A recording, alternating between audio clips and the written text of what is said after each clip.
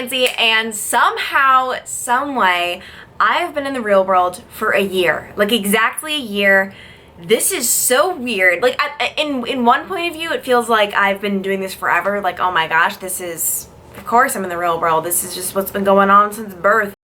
On the other hand though, it feels like I was in college yesterday. And it actually feels like I was in college my freshman year saying, this can never end. Like I was saying, this is like the best thing in the entire world. College is so much fun, and I don't know what will happen when I graduate because it's gonna be bad news bears because life is just gonna suck after graduation. And that was when I didn't even know what I wanted to do. That was when I didn't think I could ever do anything. Like, that was just crazy. But no, it's a year since graduation, and I want to tell you guys a little bit about post-grad life because I know you wonder, possibly, if you were anything like me, does life go on after graduation? What happens? What's it like? Especially that first year, because you're not following any molds, you know? Up until now, you always were following a mold. You went to nursery, and then you went to kindergarten, then you went to elementary, then middle school, then 4 years of high school, then 4 years of college. There was always a path. And there's always someone pushing you to that next path. In middle school, they were pushing you to, okay, applying for high schools. Let's do those application processes. My parents enrolled me in a nice little co-op class. That was the test I had to take to get into high school because I went to a private school.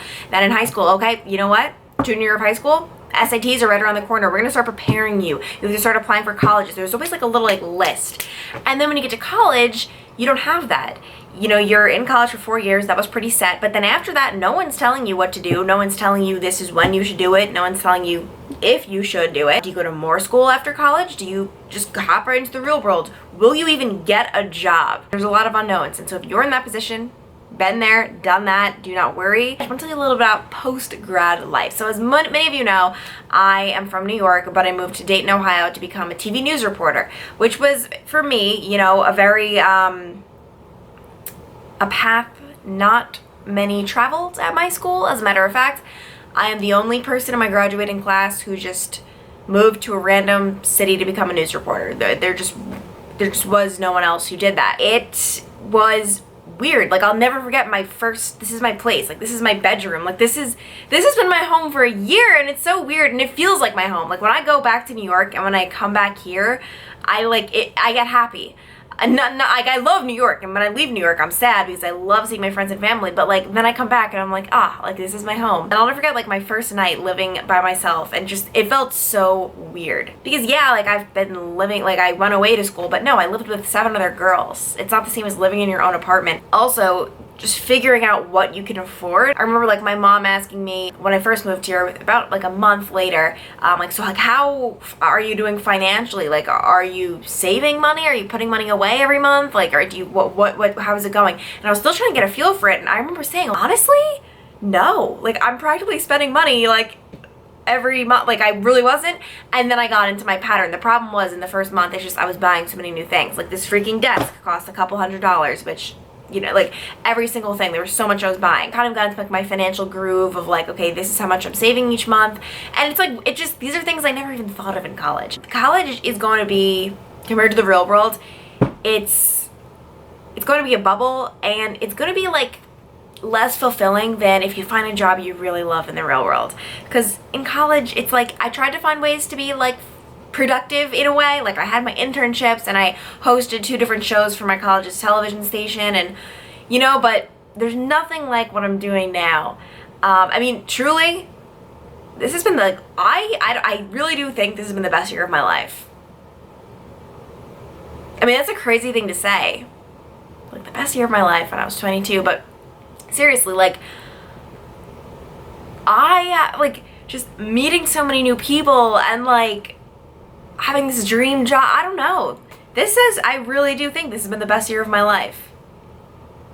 And like, that's such a sad thought because like, I don't want my life to go on a downward hill now, you know what I mean? But really, and so, I mean, if you're kind of stressed out right now thinking, what path do I do?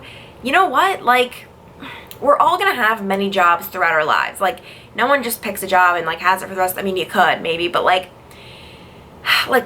no one guarantees that the job that you pick you're going to love. I definitely lucked out, but who knows? Maybe my next job I'll hate. And then there'll be another job after that though. So if you're struggling in your first year, that's okay. It's definitely a weird process. And I'm trying to like think like how it would be if I still lived back at home. I think it'd be a little bit weird. What I love so much about this is like getting to just start fresh, like move to a new city, a new state that I'd never been to before, and just start fresh. And I think it might throw things off a little bit if I move back home. Not knocking anyone who moves back home. You're saving a heck of a lot of money because obviously I'm sure your parents aren't going to be charging. I mean, maybe they would, but personally for me, like I can't see my parents like making me pay rent if I am living in their house. They're saving a lot of money. Obviously, I have to pay for my apartment every month. I have to pay for my car insurance, all of that good stuff. And I don't know, in a way, like I always said, even for people going to college, like I don't recommend that you live at home for college. And if you do, and if you did do that, that is fine. And you know what? It probably worked out great. The reason I don't recommend it is because it's like you're not like flying off. You know what I mean? You're not getting that sense of independence. And there are many reasons you might not be able to. You might not be able to be because of financial reasons or A or B or C, and that's okay.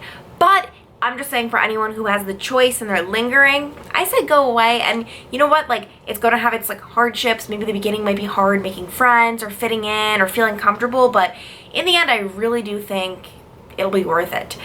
So this has been a really freestyle video, but I did jot a couple things down on my phone.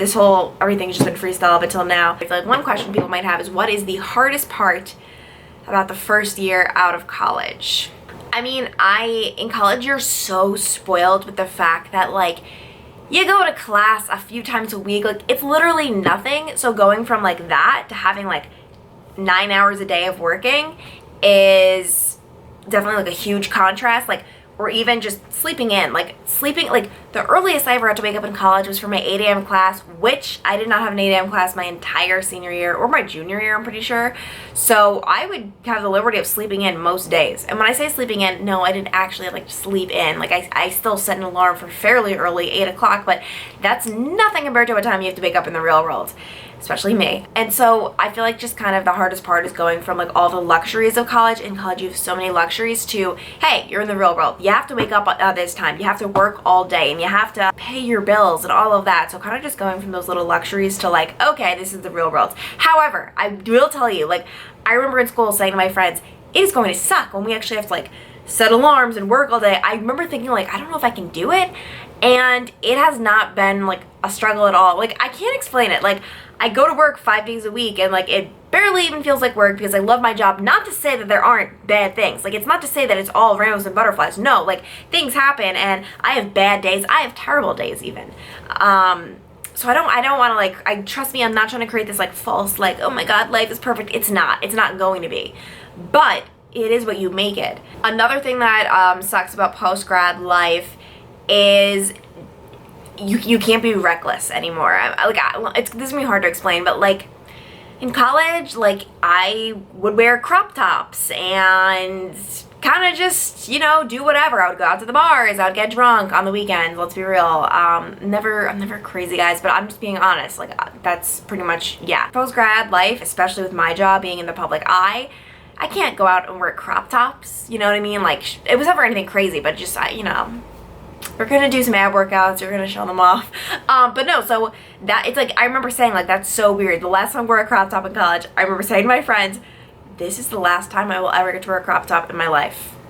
That is weird. Yeah, kind of just the irresponsibility, that's all pushed to the back burner. I mean, once you hit the real lifestyle, yeah, you're gonna have to be responsible, and that is weird. Also just knowing, like, especially for my job, like being in the public eye, like I always have to like not be on my game in public, but there have been, I mean, this would never be my concern because one thing about me, am always nice to everyone. When I say that, you're like, what do you mean? Like, I mean like to the person who might wash my car or the waitress or the person at Macy's. Like, I'm never off my game in terms of being kind. For example, like even like I'm not even talking about like, oh, there's nice and then there's wicked mean. I'm talking about like, I will go above and beyond to like smile and be friendly. I've watched YouTubers and their vlogs. I'm thinking of one right now. I'm not going to call her out because I'm not trying to be mean, but I've noticed, just talks to like workers and just average people so terribly, and she's not doing it on purpose. But I noticed she was doing one of them the other day, like a drive-through Starbucks thing where she was ordering her Starbucks, and just the way she was speaking to the worker, my jaw like dropped. I can't, and it wasn't like she was being mean, but she was just being so unfriendly. Like, yeah, I'll have this. Yeah. Like, for me, and it's not that I'm fake, but it's like I worked in retail. I worked like those jobs. I worked at a deli. I know that it really can make or break your day if the person ordering from you or coming to your store has a smile on their face and is kind. Like when I was working at the deli or even Victoria's Secret, I remember like wanting to thank people and like actually say, by the way, like, thank you for being so nice and kind, because you see so many people who aren't. And so like geez, like when I see these people, I can't believe that. So that was a little tangent just to tell you, you really do have to like always know that you're representing not just yourself, you're representing what you work for. So even if you're a teacher or you work for a huge corporation, you're a banker, whatever, you're not just, well, take me, Clancy Burke. I'm Clancy Burke, Fox 45, from now until the day I leave Fox 45, whether that's tomorrow, whether that's in however many years. Like, it's true. Because if a company doesn't like what you're representing, they're not going to hire you. You're supposed to represent them. So even when you're going to the mall, you have to keep in mind, am I wearing an appropriate outfit? Am I in an appropriate, acting appropriately? And appropriate outfit, let's stretch it out a bit. My mom told me I probably shouldn't wear sweatpants in public because, oh my God, in case a viewer recognizes me. No, that is ridiculous. I'm me. I'm going to be wearing sweatpants in public if I want to. I'm not taking it that far. I'm not going to look like a slob. They're going to be like, but if I have to wear sweatpants in public, I'm not going to get dressed up every time I leave my house. That's insane. Another huge thing is having to actually get ready every day. This might not apply to you, but for me, when I went to college, I didn't get ready every day. My hair was up in a bun most days to class. I had minimal makeup, pretty much just mascara, and I would wear sweatpants to class every day. I was one of those people. I just truly didn't care. And so I'd really only wear makeup on the weekends. But now, especially going to this job, it's like full face of makeup Monday through Friday, and then when I go out on Friday and Saturday nights, that's another, like, it's a lot of makeup. I hate it because I actually love just being like no makeup, like, so yeah, that's another huge thing. Or even just getting ready, like picking out an outfit every single day. I also realized the other day, in the past more than a year, I have only bought 2 non-work clothing articles. 2 pieces of clothing that have nothing to do with work, and I just bought them last weekend. It was just 2 plain black shirt and a striped black and gray shirt, because other than that, all I do is buy work clothes, like this right here that I'm on right now. And that's so weird because I used to just be going on like Toby.com and all of those websites, looking for like going out clothing. That was like this is my like typewriter thing, by the way, in case you're wondering why I'm doing that. I like my whole life would be just thinking like, oh my God, what am I gonna wear to the bars this weekend? And now it's like that's on the back burner because I have to constantly be buying new clothes. Not constantly, but yeah, that's pretty much everything that I have to say for now. It's just freaking weird that it's been a year since college, 4 years, or it'll be 5 years since my freshman year. That is so weird. It'll be 5 years since my freshman year of college, and it feels like yesterday.